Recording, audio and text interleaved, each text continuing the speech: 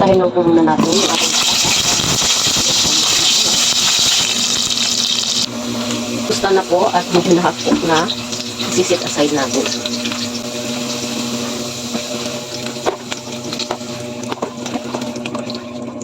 Isa ng bawang, sibuyas at luya. Tapos isunod na natin yung itahin na rin natin siya para wala yung langsa. Yan ng kaunting asin. Bitchin. Maglagay na tayo ng tuyo. Kunting suka. Maglagay na rin din tayo ng paminta. Maglagay lang din ako ng tubig.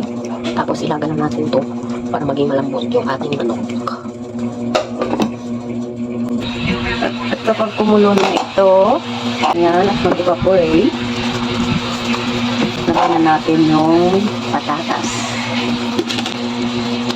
Pakuluan lang natin ulit hanggang sa maluto yung patatas. At ito na nga, luto na ang ating adobong manok. Lipat lang natin sa lagayan. Luto na nga ang ating chicken adobo.